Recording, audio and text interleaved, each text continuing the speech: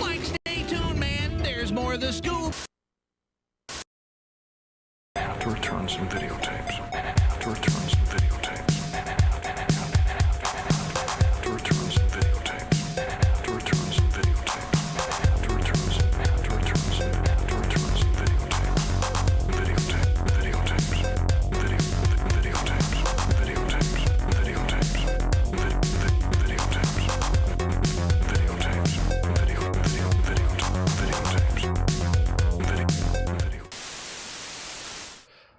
Welcome, once and all, children of all ages. Not really, boys and girls, adult people, adults only. Children of all ages. Yes. I was just trying to do like a carnival, a creepy carnival kind of thing, but You just, that didn't work. no, it was kind of Crashed. like, yeah. Anyway, Okay. welcome back to Strange Glow Video. On the Ectoviolence channel. Indeed. Look at the glowing behind me. Mm-hmm. Pretty sick. Anyway, tonight we're going to be talking some Resident Evil. Resident Evil 2. Mm-hmm. But anyway, we're going to talk about that and some other horror movies that are coming out this year. Some trailers for Evil Dead Burn and Resident Evil. And probably just our thoughts in general on some of these other horror movies that are coming out. I made a list. There might be a couple more worth mentioning that I did not send you. One or two others, yeah.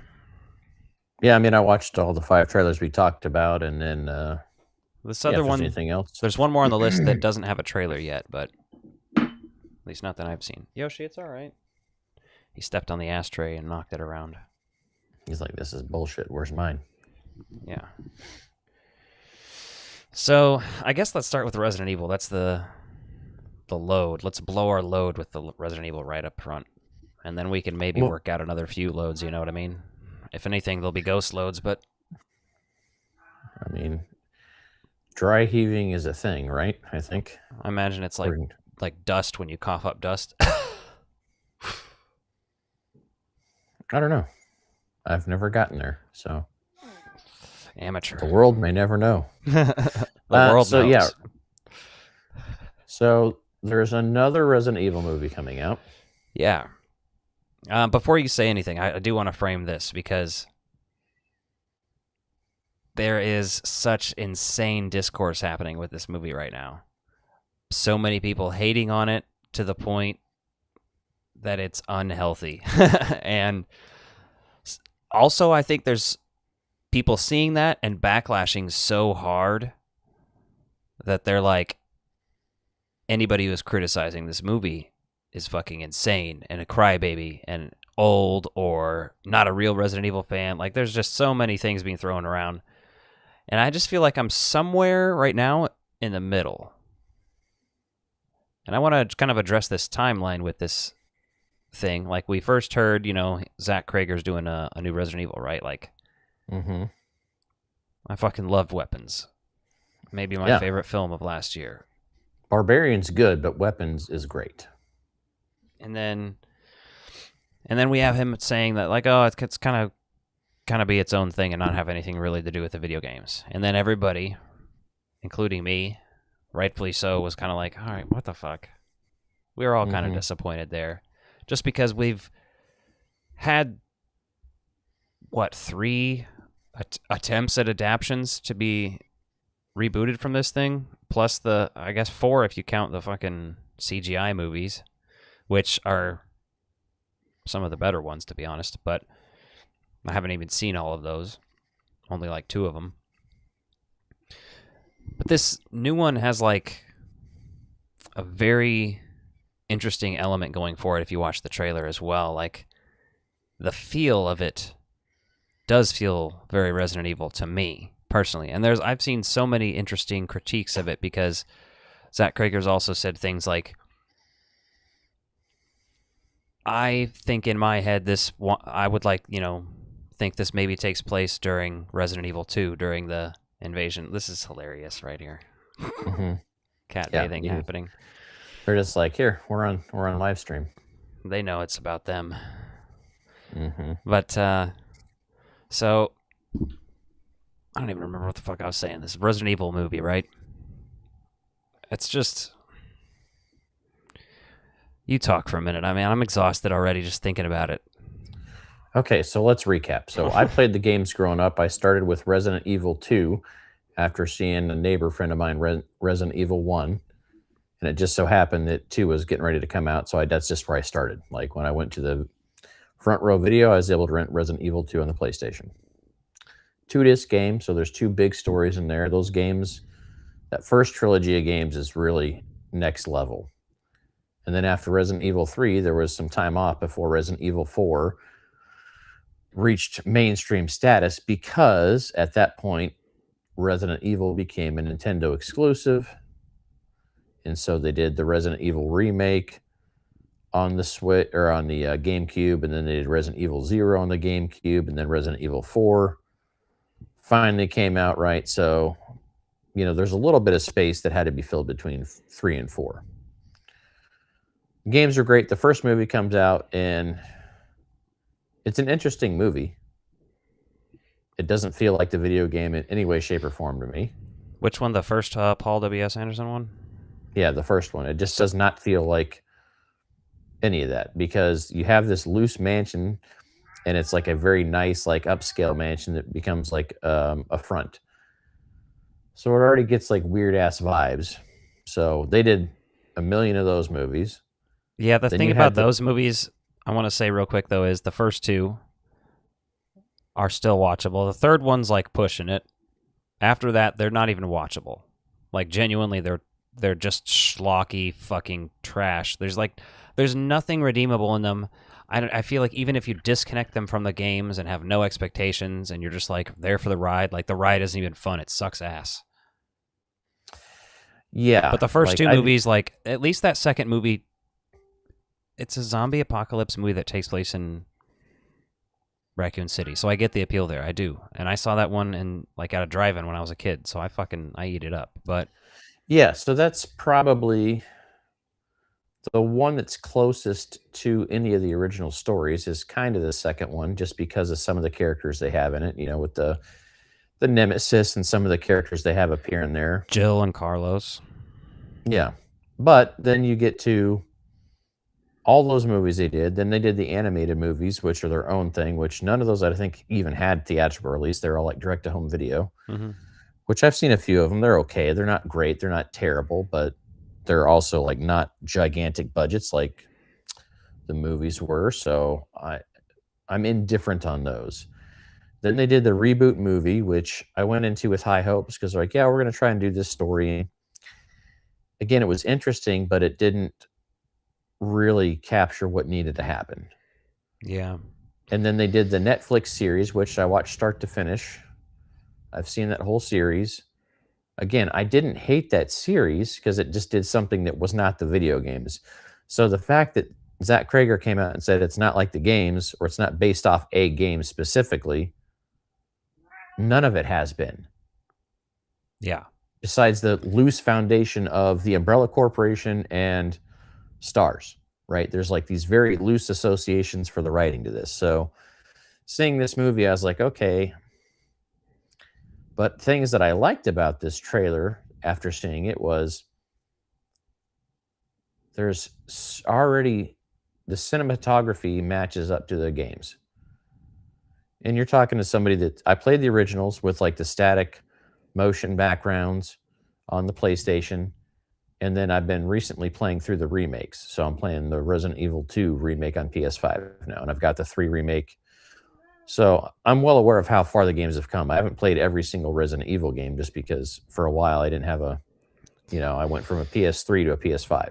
The last one I played was 7, but I've watched videos of people playing the other ones because I have interest in them. I just don't have consoles, and I don't. Yeah, I've watched videos on them too. I just haven't really play games anymore. But yeah. So like I still very much love this game franchise. I think it's great. Yeah. And so I was worried that Zach Cregger's like, okay, I'm not going to do anything because, really what I still want is the live action movie that feels like you're picking up where that live action sequence to the original game left off. It's funny. I was actually watching somebody else talk about this, but we've talked about it before. Like, the best way to just do it is Netflix. You had the rights to do a TV show. You should have just done The Mansion in the first season, Raccoon City in the second season. Make it like double the length if you have to include 3, or don't and do them separately. Then move on to 4 and do everything else. And that's like what people want. And there's definitely like insane pushback against that these days, like with people who just seem to not care.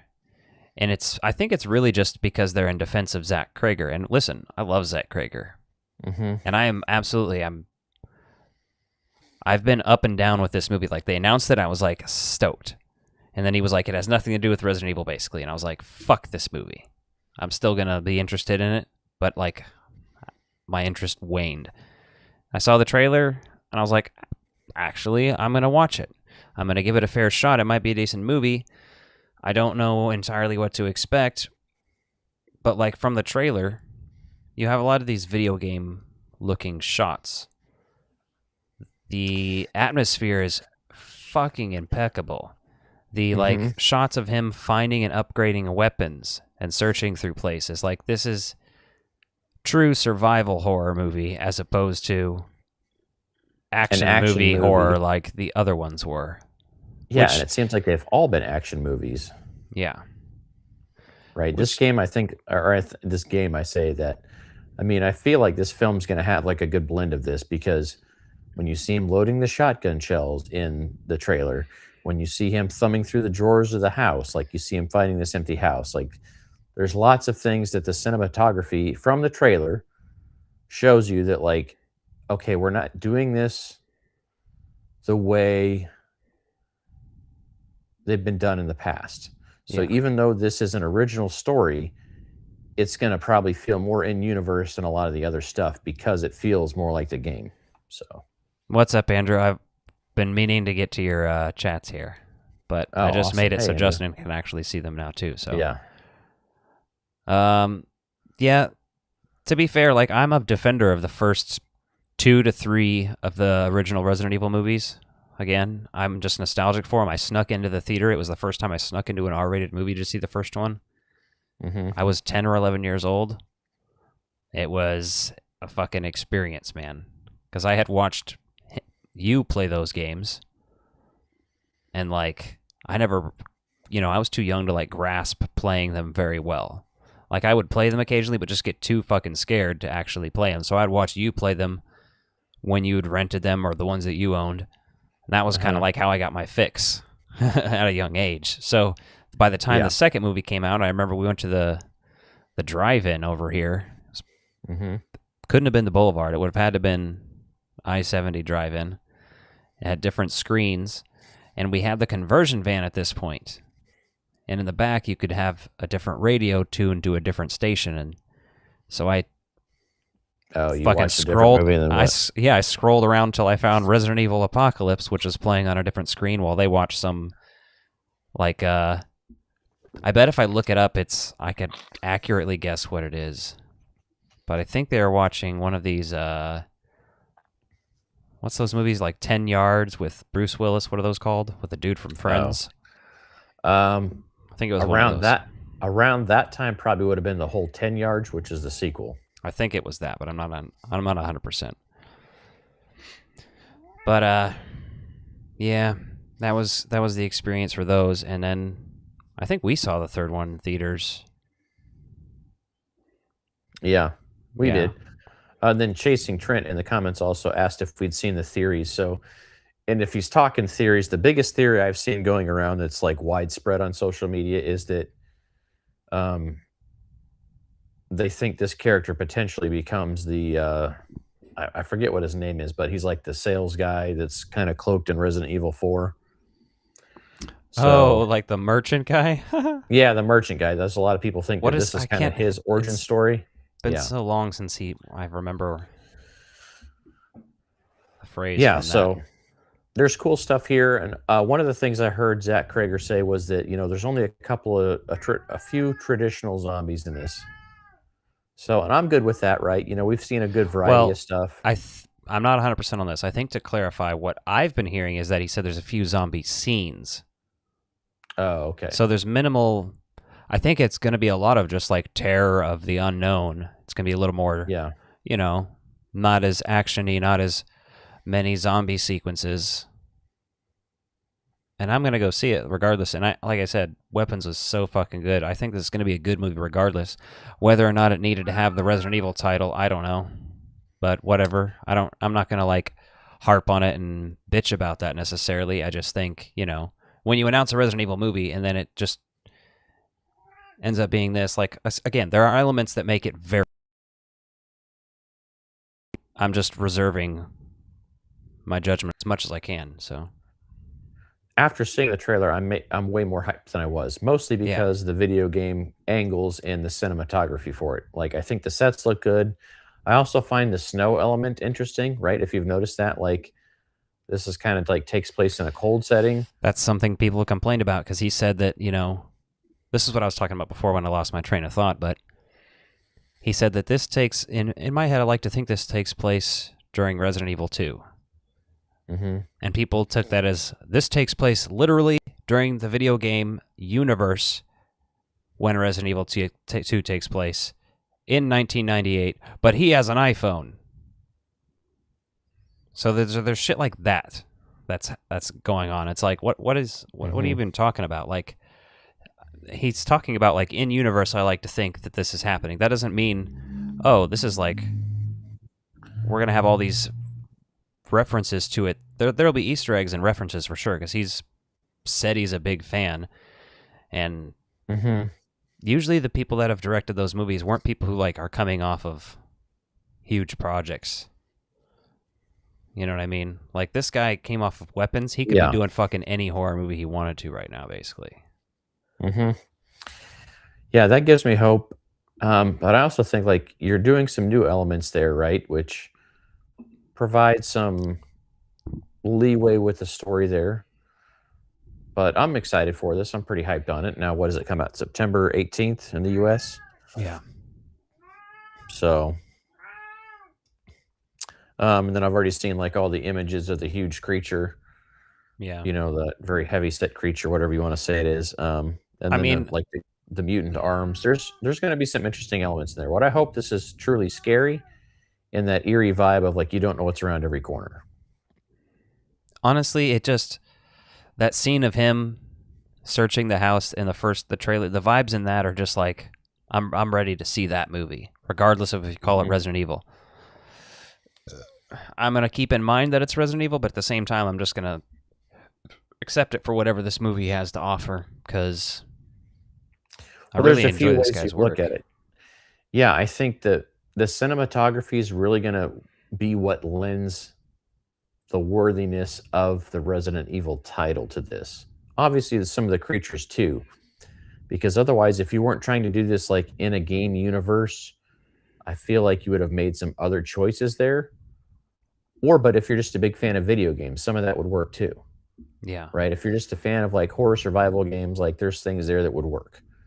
So I'm pretty excited about it. Like, trying to level set expectations based on what we've had greenlit in the past, and like how it's all panned out and paid out and stuff. And by the time they were finishing with the Resident Evil film series, where they just had unlimited number of Alice's like cloned all the time, I was just like, the hell are we even watching? This seems more X-Files than Resident Evil. Yeah. No, I feel that. And then we've got Mortal Kombat 2 coming out in 3 days. Yeah. That's going to be interesting to see. Again, like, there were things I liked about the last one and things I didn't. It seems like the things that we didn't like about that one, they're correcting in this one, but it just kind of makes the other one feel like a prequel that shouldn't even exist.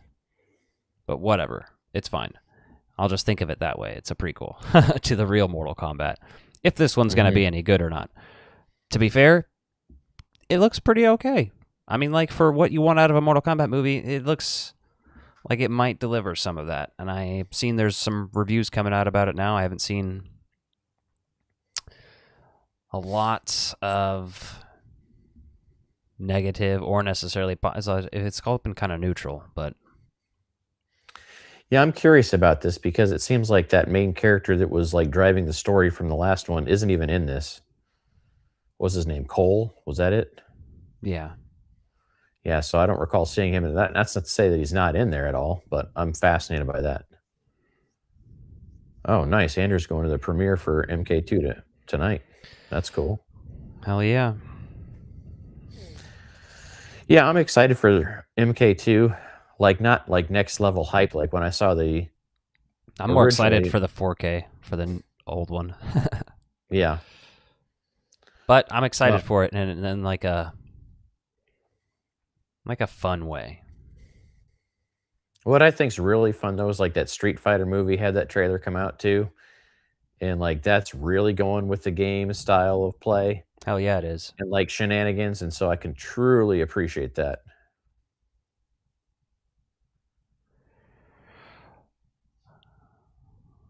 We got another. Are you moving?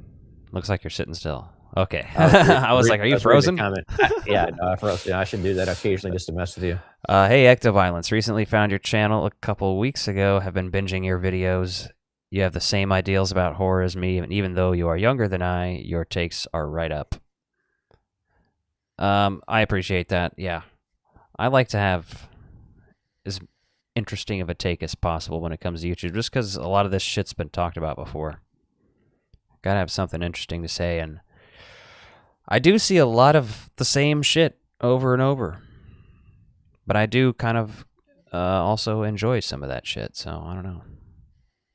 But I appreciate it. My alley.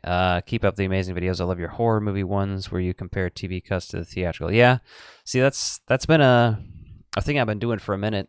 If you go back on the channel far enough, you'll see a couple other versions, but they didn't ever hit as much as some of the more recent ones, so I started doing them a lot more. It's become a thing on the channel. I'm in the middle of the Final Destination movies right now. I don't have much to say on TV cuts, but I am talking about the deleted scenes and alternate endings and alternate deaths and stuff like that, because there's some pretty cool stuff there. I'll be talking about the Mortal Kombat work print, actually, for 1995 work print sometime soon. Oh, okay. I also was sent a work print for Night Watch. And I cannot reveal the source for that, but it was hard to get, and that's going to be pretty cool to watch and compare. They just announced a 4K for that, like, the day after I was, like, getting it. And then there's some other ones I'm going to work on. Idle Hands, there has a work print. I heard Lost Boys actually has a work print now that you said that. Have you both seen the trailer for the Lost Boys musical? No, but I'm surprised that actually is finally happening. I know that Tom Mack has actually been trying to get that staged for like probably 6 years now. Like he when we recorded all the talked- music for it a long time ago, and then we interviewed him Yeah. in what was that, 2022 No, that was that was the 35th. or 20? Yeah, That was 22. Yeah, so Holy we interviewed shit. him about that then, and that was really cool to see that actually come to fruition, because that's actually on Broadway. Like I almost wondered, like, is this going to be an off-Broadway thing? Like, who approved this? But it's legit. You know, I'm friends with Jameson Newlander on Facebook, and I saw that he was out there for the premiere, and Alex Winter was out there doing promo and press. So I'm very excited about that. If I get a chance to make it out to New York, I definitely want to see that. yeah. I didn't realize they had a trailer for it though, so I'll have to watch that, because I've already listened to the music that Tom Mack released. So, which there was a couple. He actually removed a couple of songs from that. Oh, that's interesting. There's a Frog Brothers song that he had on there, but that got cut from the final version of it. So like that disappeared off the soundtrack that was up there for a couple of years on Apple Music. Oh shit. And then yeah. But That's a I've been bummer. seeing people share the playbills and all the horror communities on Reddit or Instagram that have been out to see the early performances. So Interesting. mhm. Yeah, it's criminal. They are all to be unearthed by viewers. I have been keeping up with the Final Destination ones. Can't wait for the Mortal Kombat content. Yeah, that's going to be sick. And then I don't know. I've been unearthing a bunch of these work prints and TV cuts. I've got and just unrated versions of films. So I'm going to compare them to theatrical, like Jennifer's Body. Tons of movies, like House of Wax. The DVD has an alternate opening to the movie. Well, there's so many movies that just have like 2 or 3 minutes of differences, and since they didn't take it to the, what do they call it, the MPAA, to get it re-rated, it's like it's unrated, and so that's an easy way to say that you didn't re-rate this, but well, some of those are very small changes, like some of the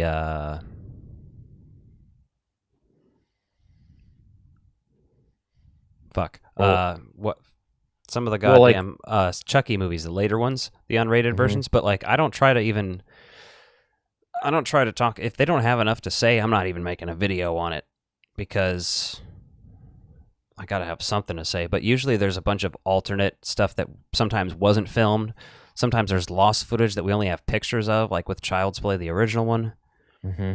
There's just so many different elements that are fascinating to it. Sometimes there's footage, like with these Final Destination films, for example, there's a ton of footage that was in the trailers that was cut out and is technically deleted footage, but it's not in the movies. Final Destination 2 had some footage that was in the theatrical cut that didn't make it to print because they used a different version for home video that didn't have those 2 inserts in it, so it's technically different. Like, there's just so many interesting things. When you think about these interesting movie pieces, right? They just did that Gremlins screening that they found a VHS copy of. God damn, am I excited for that and want to talk about it. Like, please. Yes, and they said that was, and I saw people saying like that was a once-in-a-lifetime thing, so I'm like, so there's no plans to put that on a home video release if you do a box set with the new sequel? Come on now. Well, that's the kind of thing that's a bummer when some of that stuff happens. Like, I just wish I would have been able to go, but Kryptonian Dunn also says, I wanted to myself, but never have pulled the trigger, so I'll request you watch some movies like Halloween, Ghostbusters, Friday the 13th, etc., and film a watch-along that we can view on a second screen while we queue up our own. See, I would have to, if anything, I could do, like, commentary tracks, but for copyright reasons, like, they would claim that video or block it for watching a whole movie.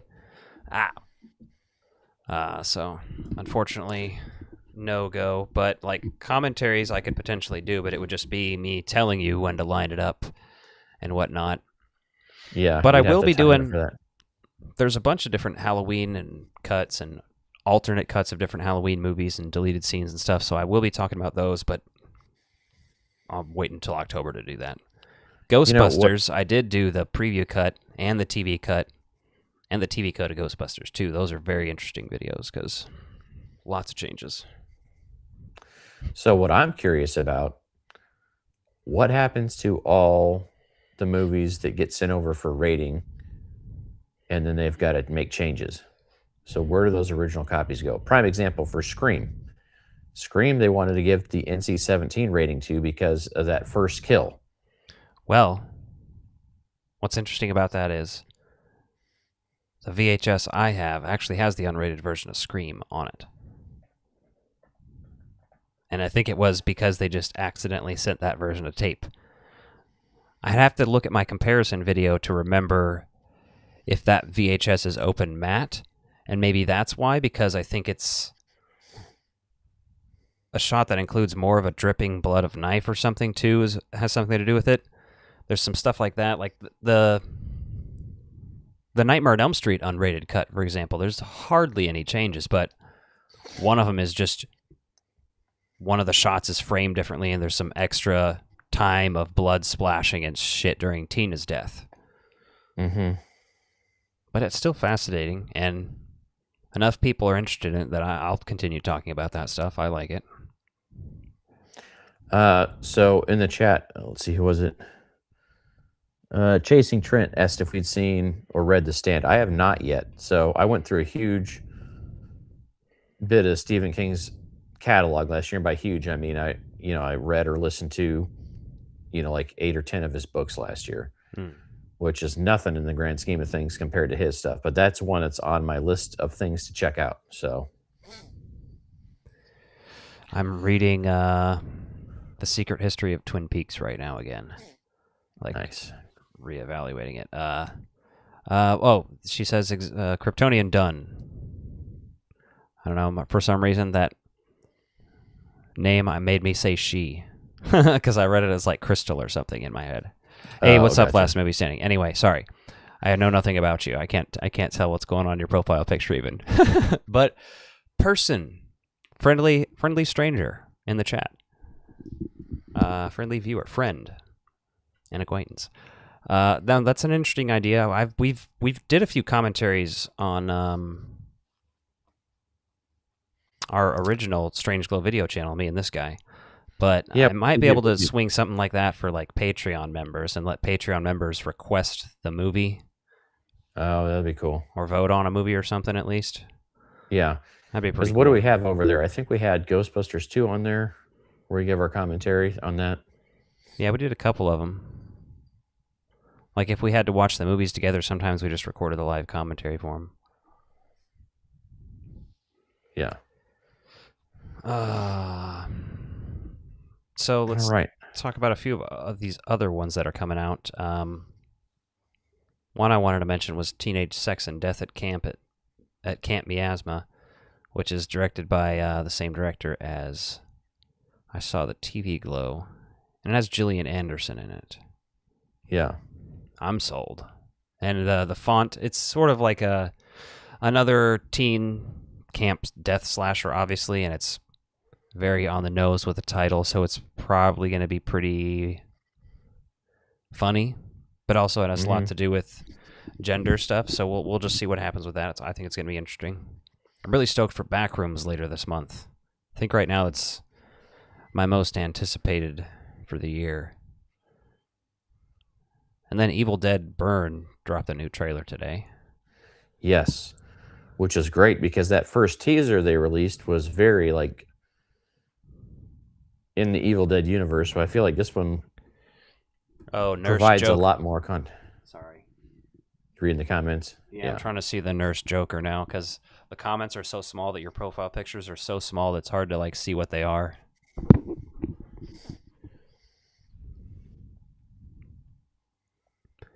Yeah, I will be doing probably more Scream videos when they get around to talking about news for another Scream movie and closer leading up to that.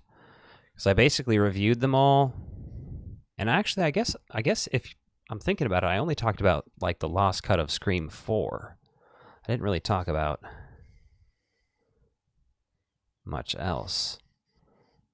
As The Thing or its prequel, I actually have all 3 versions of The Thing. Mm-hmm. And I enjoy them all to some extent. Mary Elizabeth Winstead in the prequel is very nice, and I enjoy it for what it is. Obviously, the Thing, John Carpenter's The Thing, is like I go back and forth between that and Lost Boys being my favorite horror movie of all time. Like it's one of those for sure. I don't think I actually do think there are some alternate endings to that movie. I don't know if they've seen the light of day or not, or if they were even filmed. I'd have to look more into that. I haven't looked into those yet. But I do have a couple of different editions of the movie. I don't have the Scream Factory one. I'd probably have to get that to get the best special features for it, though. I know the 4K I have doesn't have what that does. Yeah, I remember you and I watched the original black and white version. Yeah, that's a good film. It's fucking solid, to be honest. If you haven't seen that one, anybody, go back and revisit it. Yeah. Yeah, that's good. But we're starting to get into Evil Dead Burn. So that comes out July 10th. Yeah. Yeah, if you haven't seen, there's also a video, Kryptonian done, of us interviewing several cast members of Lost Boys. Jameson Newlander, who played Alan Frog. We actually interviewed him like twice before we interviewed him in person at this convention. Mm-hmm. And then we have an audio interview we did alone with Billy Worth that's mostly talking about his like meditation and spirituality and stuff. It's less of a Lost Boys interview, but we just wanted to get the guy talking. And then there's a live interview we did on a stage with Jason Patrick, Jameson Newlander, and G. Tom Mack and Billy Worth. Mm-hmm. Corey Feldman was there, but he wasn't there for the interviews. Yeah, he wasn't there for those screenings. The old ones are great watches. Yeah. Thank you. Thoughts on Rob Zombie's Halloween or any of the Universal Classics? Universal Classics I love, and I'm going to... I think because my channel's finally getting big enough. The thing is, like, my channel's been so small, I haven't been wanting to do things like, for a long time, cover stuff like Nightmare on Elm Street, because I don't want to have to go back and recover it when my channel's bigger, and I don't want to direct people back to my old videos that are not as good as new ones either. So to some extent, I've accepted that sometimes I'm just going to remake a video or a concept or talk about things multiple times in different ways if I can. Like, I've reviewed Scream. I've also compared Scream on VHS to the Blu-ray and the 4K and the DVD. And I've also, at some point, I'm going to talk about the unrated cut, etc., etc. But I think Universal Classics is one that I'm going to get to for like a theme for Halloween one year. I'll cover a bunch of those. Yeah, there's enough of those that I think you could really spend a whole October just watching a ton of those old classics. I've seen like all the core ones. And then there's even like, I have an Abbott and Costello box set I got recently on DVD. It's like almost all of their films or all of their, it's like fucking probably like 90% of their movies, but it's in one box set. So I wanted to go through the ones they did with the monsters too. Yeah. But Rob Zombie's Halloween, here's the thing. I'm happy for everyone that likes it. I just don't personally like it. But I'm never going to be like, oh, fuck that movie. I hate that movie. It's just, I don't like it, so I don't even like talk about it or think about it. I am going to hopefully get the Shout or the Scream Factory Halloween Blu-ray set soon. The one from like 10 years ago that's out of print. 10, 15 years ago, however long it's been. But, and I know that those are included in it. So I might end up revisiting them when that happens. But I've never liked Rob Zombie's movies. I've only ever liked his music. And I like him as a person just fine. It's just like, I haven't liked a single one of his movies. They just haven't been for me.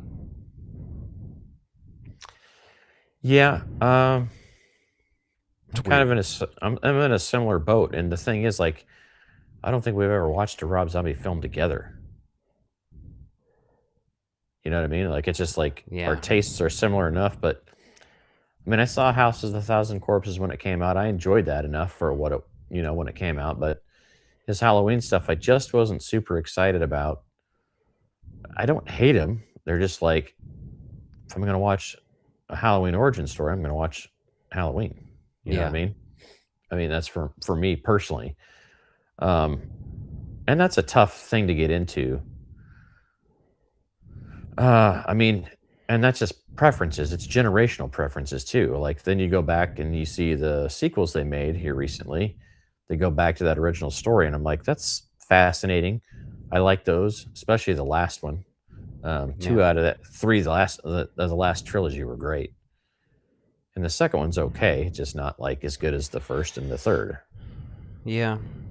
So the Halloween movies I don't love as much as some of the other horror franchises. So like, I'm able to let go and like some of them really, like, I fucking love Halloween Ends. I'm sorry, I do. Halloween 3, I love that shit, It's just, I know that Halloween 3, a lot of people have come around. That's not like a hot take anymore or anything, but no. Halloween Ends, I think that's still a hot take, that I actually love that movie. I don't just think like it was okay. I genuinely watch that every Halloween season now. Like, that's one for sure. It's like a standalone Halloween movie almost for me. Which I will get the criticisms about the trilogy. I've made a whole video about that, how that movie deserves an apology, if you want to hear me rant about it. But yeah, no, like, and I've watched, because he did the House of the Thousand Corpses. Didn't that turn out to be a trilogy? Because they did House of a Thousand Corpses. What was the second one called? And the third one was Three from Hell. I don't even remember it all. Yeah, I can't remember. I have not seen the last one in those. And I've seen them just because, like, 3 from Hell is the one I didn't see. Like I was Okay. like, nah, I'm good. I didn't see 3 the from monsters that he did either. I was like, fuck that. I'm good. I did see that. That was interesting. I didn't hate it. It's an Listen, I'm not saying like yeah. he shouldn't have made that movie or anything. And I think it's cool that Daniel Roebuck was Grandpa Munster. But You just fall into personal preferences there. yeah. I was just about to ask if you like Halloween Ends. I love that trilogy. I buy into the recharge theory of Michael and the evil that possessed him. Makes Halloween Ends make sense. Yeah, I mean, I'm more into like my top, if I had to say like my top 5 like horror franchises, more specifically almost slashers, but it would be A Nightmare on Elm Street, Child's Play, Scream, and probably Final Destination. And I don't know what the next one would be. Maybe Leprechaun. I don't even know if it would be, Friday the 13th or Halloween. I like those a little bit less than a lot of other people do. Now, I still fucking, I enjoy the shit out of them, but I'm way more selective with those movies. Like, I don't love them all the way through. There's Halloween movies and Friday the 13th movies I haven't seen in fucking 10 years. And I'm going to change that. I'm going to revisit that stuff since I'm running a horror channel. I may as well. But, you know what I mean? I've seen every Child's Play, Scream, Final Destination, Nightmare on Elm Street in the last year. Yeah, for sure.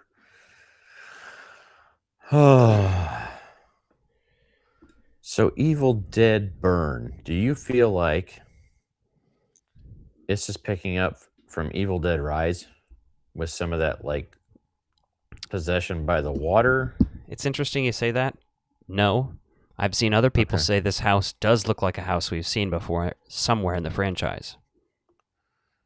Yeah. Ash versus Evil Dead. Mm-hmm. A lot of people think it's a Ruby's house from either the first or second episode of that show. Mm-hmm. You remember that? Yeah. A lot of people think it's that house, so this would make it almost a prequel to that, potentially. Okay. Which could be very interesting, or a prequel or a sequel, I guess. Still. But yeah, I did love Evil Dead Rise. I actually don't have a physical copy of that. I need to buy one still.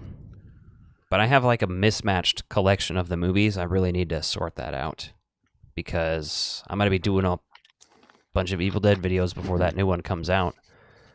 I did think the new trailer was better than like the teaser trailer they dropped. I don't know. What'd you think?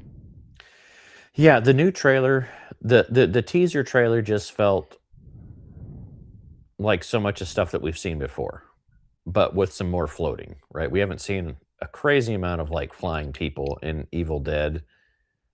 That's an old soda. That was really fucking gross. I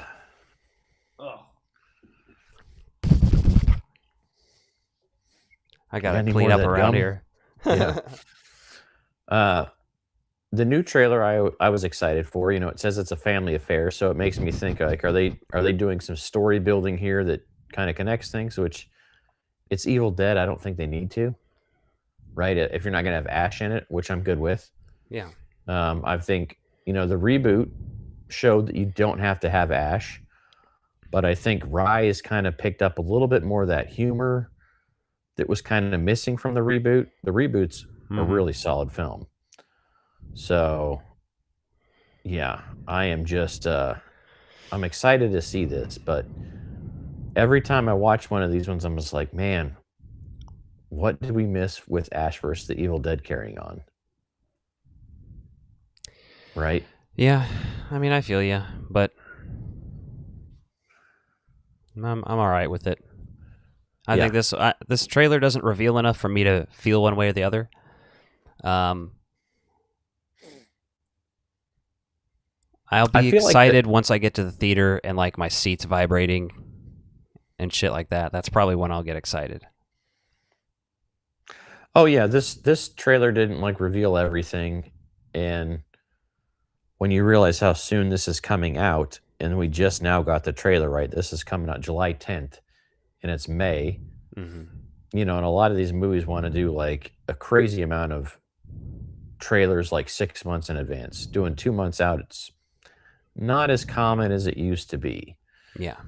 So, which can be good, it can be bad. Like, there's going to be part of you that says, okay, the fact that they're waiting to show the trailers is a bad sign because they don't want anything, to be there for it. They don't want to spend the money on marketing because it's not good. So they're saving the budget and doing this like last minute. But there's also a part of you that's like, it could be really good and they just were late with editing or waiting for shots. So they didn't put the trailer out any earlier than they actually had something worth delivering. Yeah. So I'm not worried about it one way or the other. Like, I think it's going to be fun to watch. That's what I'm there for. Yeah. We'll see what happens with that. Actually, I kind of liked the last Hellraiser movie they made and would like to have seen that continue on, but... The Hulu one? Yeah, and Yeah, that was good. there is rumblings of that new Texas Chainsaw, I guess, series and movie that's potentially happening. Mm-hmm. They've attached a director, but honestly, I haven't even looked into it too much, because I'm a Texas Chainsaw fan, but, like, that's one of those franchises that half of the movies I feel like are absolute dog shit. And some of them are, like, fun dog shit, and some of them are just like, no, this is just bad dog shit. So, I don't know. It's one of those things. Like, people are like, oh no, they gave it to A24, precious material, Texas Chainsaw. I'm like, bro, they just reboot it every time someone gets it anyway. It's been remade. It has just as many choose your own adventure things as Halloween does, if not more. Mm-hmm. Especially with this new one. Who knows what timeline or what they're going to do with that. Because that last movie was a reboot too. And it was just called, Texas Chainsaw Massacre instead of The Texas Chainsaw Massacre or whatever. That's fascinating because I just listened to the Matthew McConaughey's like autobiography called Green Lights. Oh, yeah. And he's got his role in the Texas Chainsaw Massacre. Well, that was the reboot, right? The first one? No, he's in Texas Chainsaw Massacre: The Next Generation, which is like the fourth film they made that got shelved. And then they later released it because him and Renee Zellweger were in it and they were very popular, so they could market it as that, like having them in it. Yeah, so when he did that movie, he said he originally auditioned for a different part. And then was supposed to be moving to California and then went in, and auditioned for the role that he actually had. Yeah. And convinced him that he was going to be the guy for it. So I thought that was wild. Hold on. Yeah, so I hope Bruce Campbell will come back for more Evil Dead in some way, shape, or form, but he's battling cancer right now, so I think he's got everything on hold until he's done with treatment, which I haven't seen any updates, so I hope the dude's okay. Grabbed all my Chainsaw movies off the shelf while we're here. Oh, nice. I've got, this is the first film. Is this the Pioneer one? Yeah. Pioneer 2003 release. Okay. I bought that with snow shoveling money one winter during winter break at Best Buy.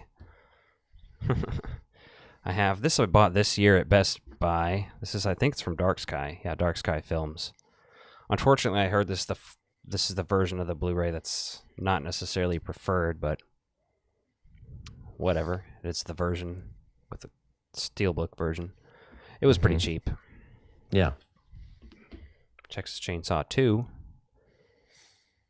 this is not actually the cover that the movie has. That's an insert of the slip that this like goes on the inside.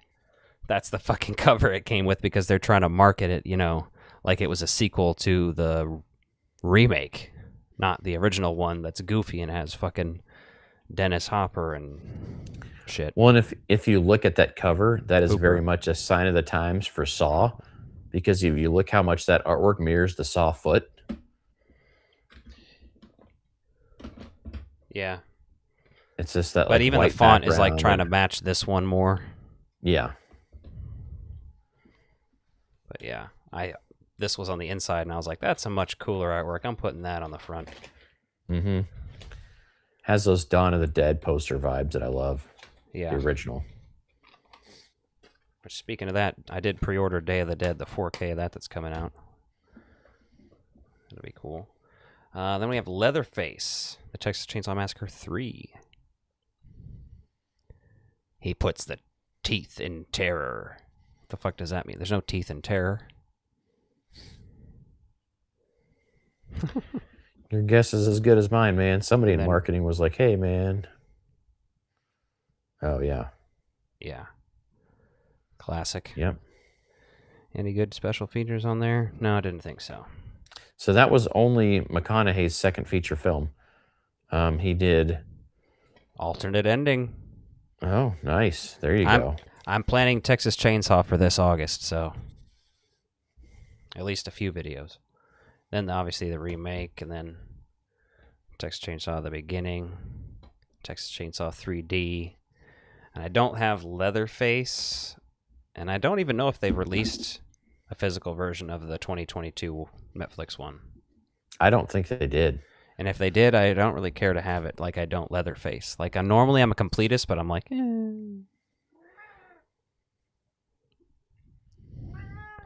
Yeah, my biggest issue is how sometimes there's just no cannibalism, or like they just stray too far into just making Leatherface another slasher villain.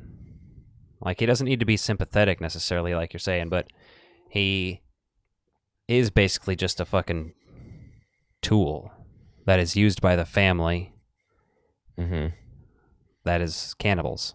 Like that's the first one is a fucking absolute goddamn masterpiece, and even as Pandemonium mentioned, the 2003 remake is legit. It's fucking great, and I love Texas Chainsaw Massacre 2. Hell, I'll say it, I like Texas Chainsaw 3D because I think it's hilarious. Do you thing, cuz? Fucking hysterically bad, but it's entertaining. And that's more than you can say for...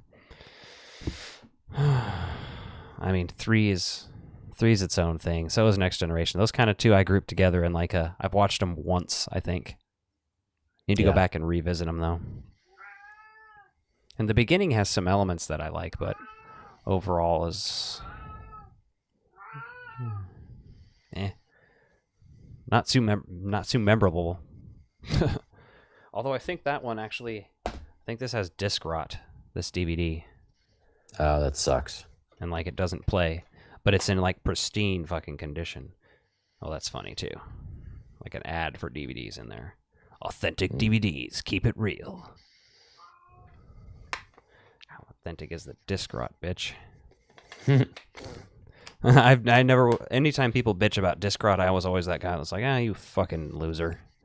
I've never had a disc rot.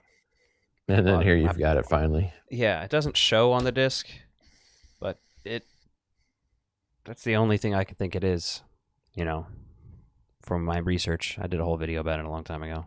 Pissed me off. I need to get a new copy out of it now. I'm thinking about it.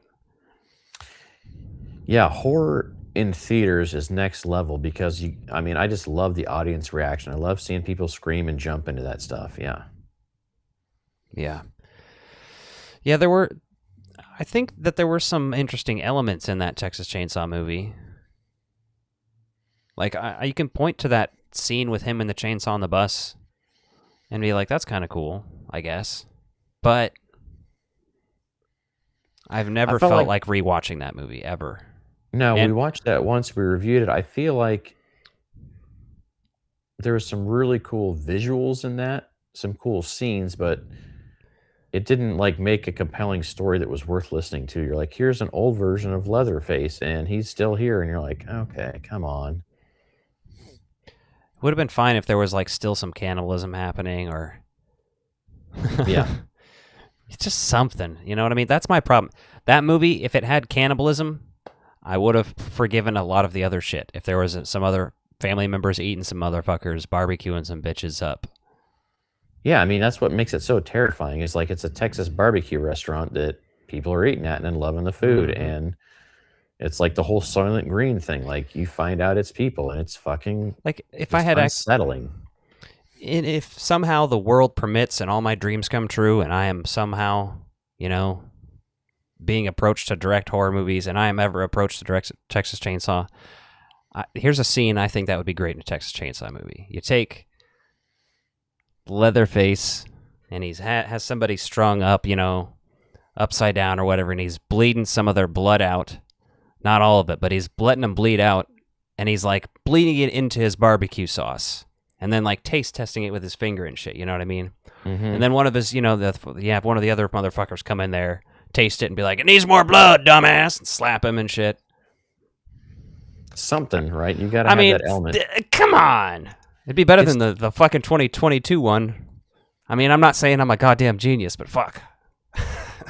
Well, I mean, you look at what makes those movies terrifying and unsettling, and the cannibalism is a huge part of that. What stands it apart in all the horror franchises out there, because anyone can slash anybody up and like have interesting kills or like crazy kills or do absurd shit on that, but like the thought of eating people like legit will fucking make some people like sick to their stomach. So like that is the first level. one. The imagery, it's all about turning humans into cattle.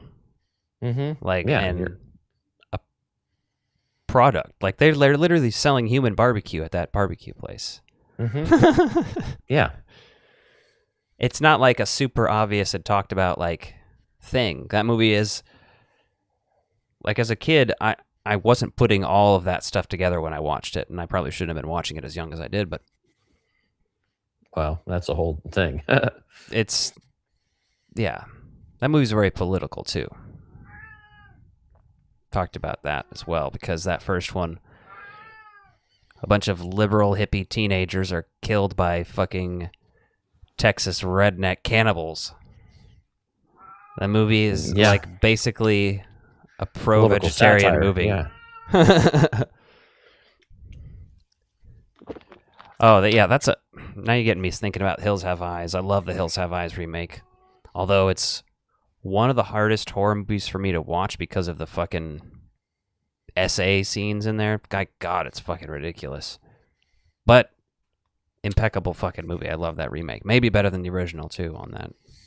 It's fighting. What's up, Tales from the Shelf?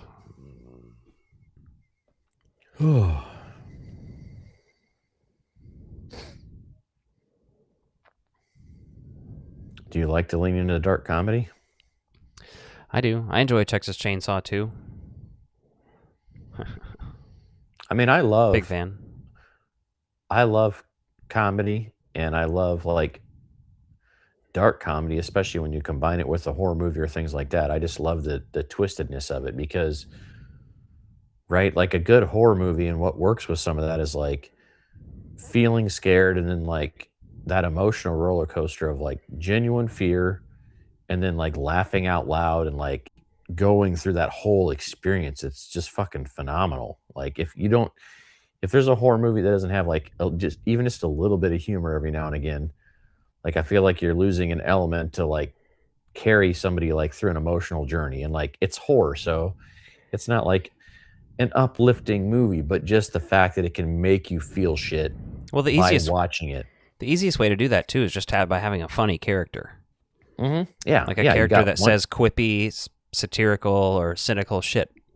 The kind of shit that people say in real life when they're in fucked up situations, and it makes it relatable that way too. Because you're like, yeah, that's some shit I would say in that moment, right? 100%. Yeah, Hills Have Eyes remake is the best horror remake ever. It's fucking up there, man. Like it's in my top 5 or 10 for sure. I love it. For remakes, I have an autograph from, I think, the guy who played Pluto in that movie. It's a cool one. Nice. What else have we? Not too much to talk about. Hokum is out already, but I don't really have a bunch to say about it. I'm excited to see it. We talked about talking about some other movies as well, Obsession and Passenger, which, again, both look interesting enough, but we'll see. Yeah, so I watched the trailer to Hokum with Liz, and I love getting her perspective on stuff because she's not, she loves this stuff, but she's not like deep into it like we are, like where she gives a shit about the making of or the behind the scenes stuff. Yeah. So just getting her initial reaction was she's like, "Oh, that's got some like the Shining type vibes, some fucked up stuff going on in a hotel, supernatural stuff." I'm like, "Oh, okay," because I hadn't looked at it in that light at all. I was like, "That's interesting." Hmm. So, but it also just to me like felt like uh something kind of fresh, like when The Ring came out and The Ring was like something truly different for horror in some ways at the time. Which is kind of an ironic statement because it's a remake. But yeah. Yes, but I mean to America, well, you're looking at American viewers and like Yeah. we forget how to see that to see the original before they did the American version of that. Which I'm You would have had to have imported or something at the time. Like now it's so easy to get international film anytime you want at your fingertips on the internet, but at the time, a lot of people saw the American version before the original because it was accessible. Now yeah. that's not even a thing anymore. It's so easy. I've been getting into a lot of Japanese horror this year. I was always into a few films like Suicide Club. People always recommended Battle Royale, which I actually just picked up a DVD of recently, so I'm going to check that out. The guy who directed Noroi the Curse directed a bunch of other movies. I think one's called Occult.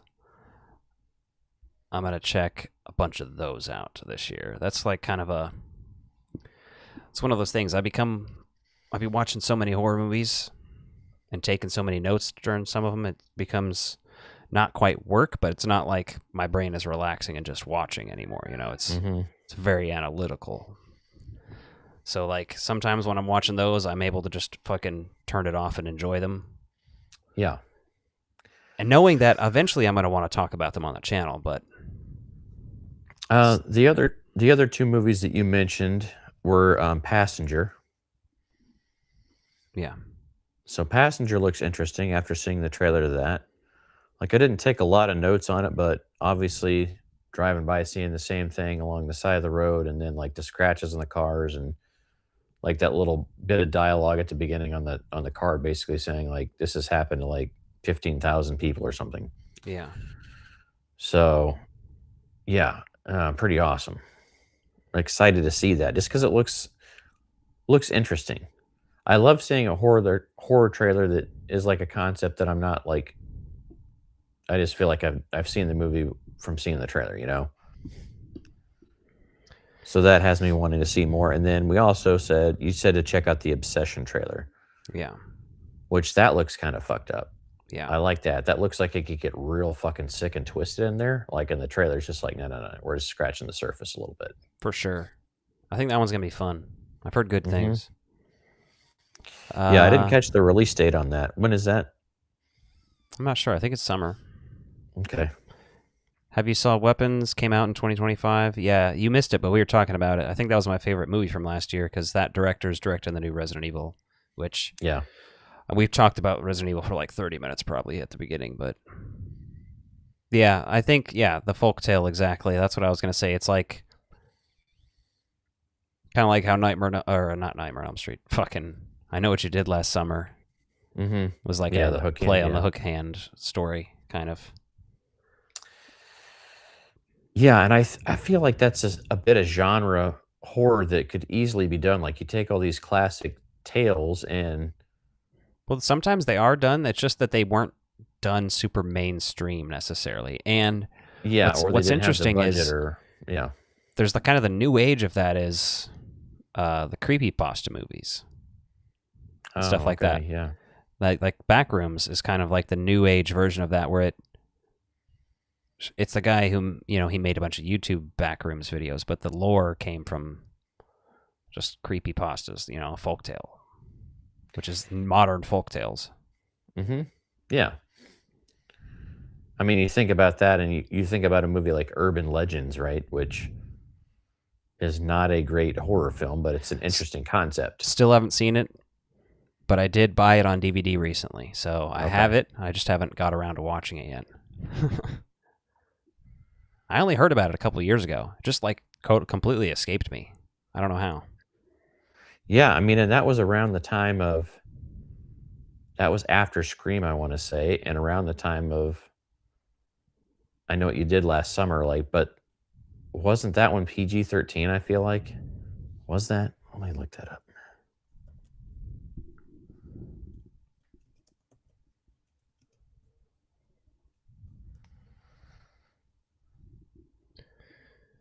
Oh, I guess it was rated R, 1998. I'm pretty sure I saw that in theaters, though, but that was one of those that kind of came out and did its thing, and it just, I remember everyone going to fucking Target and buying the Pop Rocks and trying to pull all that shit off at home, and like that whole thing was, and I was like junior high at the time or whatever, right? So people were doing all that silly shit. Yeah, I'll briefly give you a tiny rundown. We're basically both sort of in the middle for this new Resident Evil movie. We're willing to give it a chance because the trailer does look good, and we both loved Weapons and think Zach Cregger is going to do a good job with it. We, of course, had reservations about the plot elements and stuff like that everyone else had, just because they've gotten it wrong so many times before. But the trailer looks good. It's just, it's one of those things. There is a little bit of like a sour taste in my mouth about it, but like I'm going to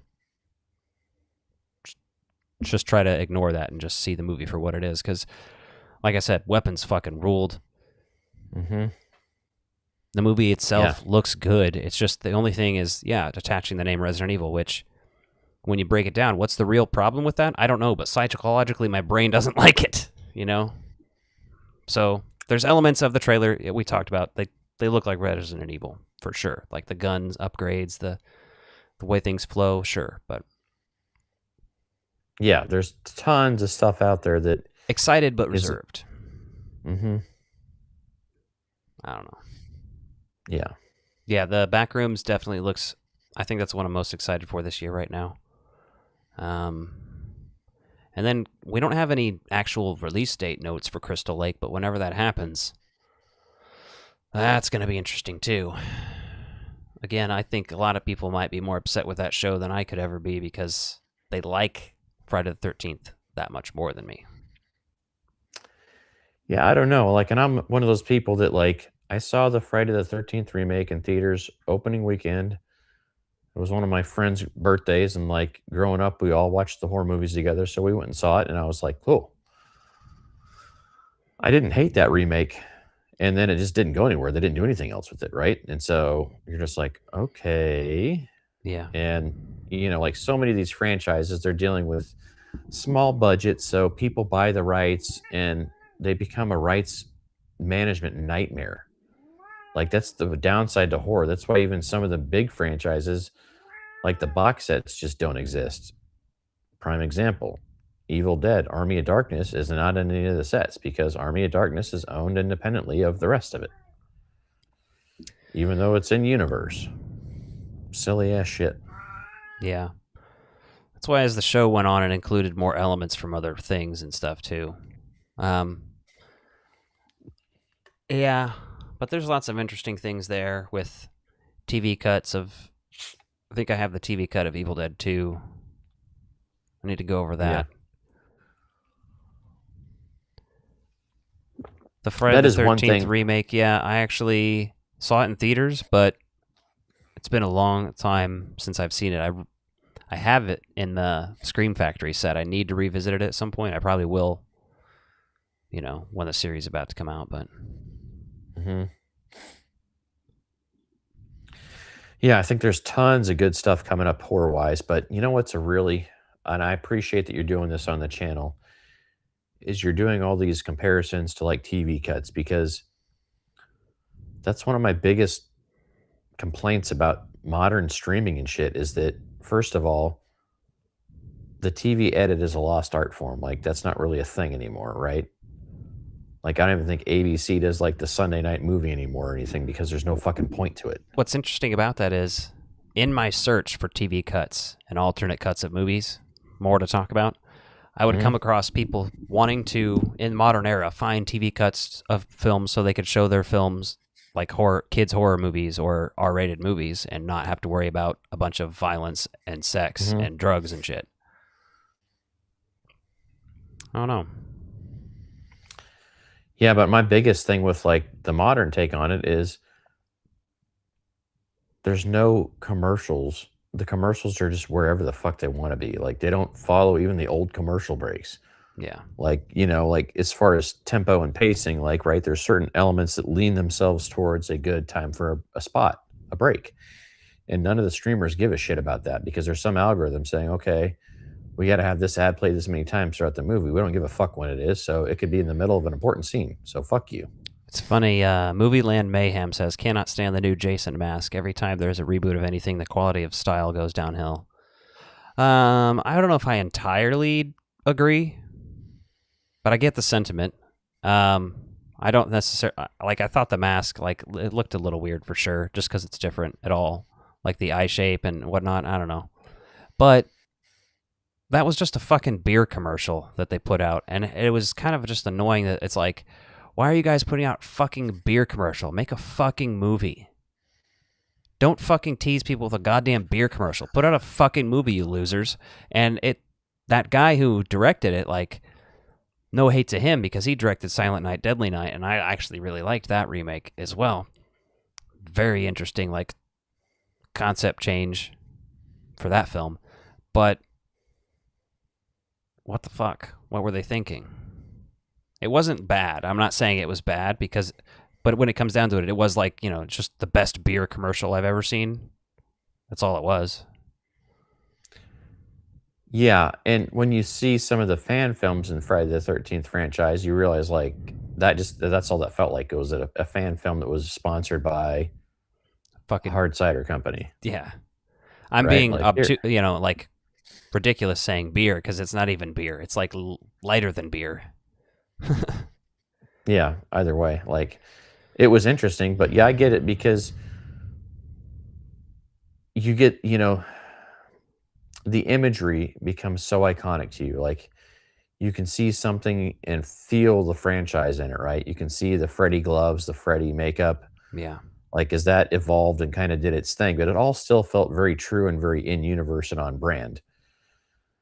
And so like when you get to the reboots, like that's amongst many reasons why the Nightmare on Elm Street reboot is so fucking blah because Yeah. it's like, well, we wanted to make it look like a real burn victim. And I get that, but that's not scary. That just I Yeah. felt bad for him because of that. Like if you've ever met anyone that has like burns like that, like imagine the fucking emotional trauma of that shit. And they're like, okay, we're gonna make the bad guy this and that, and you're like, whatever. And I wanted to like that movie, and I've only ever seen it the one time just because I was like, okay, well, I saw it and I can say I saw it. And I don't know. I just haven't ever felt the need to revisit that. Feel that. Yes, nothing beats camping with a crispy VHS of horror, whether it's theatrical or TV taped. That's the thing about TV taped copies. I've been trying to get my hands on as many of those as possible.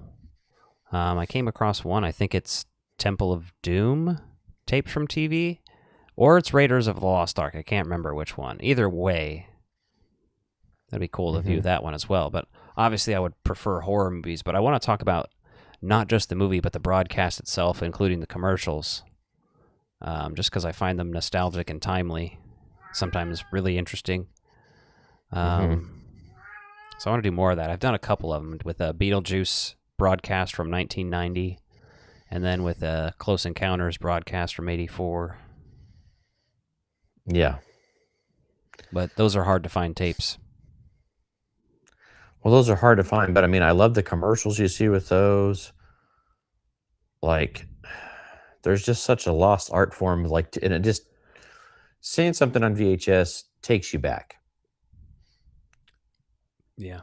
Seeing a home recording on VHS is like a fucking legit time machine because then it takes you in there to like even the ongoings in society around then. Because like you might see a clip to a news intro, Yeah. you might see another movie trailer, you might see an advertisement for a national news program, right? There's just so many like nuanced things in there that really tell the story about that just make that shit fascinating. Not to mention the film edits and the cuts that they do and the alternate takes that they use to film, knowing that this is going to go on TV. Yeah. It's cool stuff. Well, I'm getting a little sleepy here. Yeah, I feel you, man. No, that was a great show. I really appreciate everyone chatting with us. Chatting is with everyone in the comments. There is really what makes this kick ass, right? That's why we like going live, to get you guys' thoughts and Yeah. kind of communicate with you about it, because These shows are always much better and more stimulating for us when there's people talking and communicating in the chat. Appreciate it. yeah, I mean, Alec is killing it over here on the channel, doing all kinds of kick ass stuff day in, day out.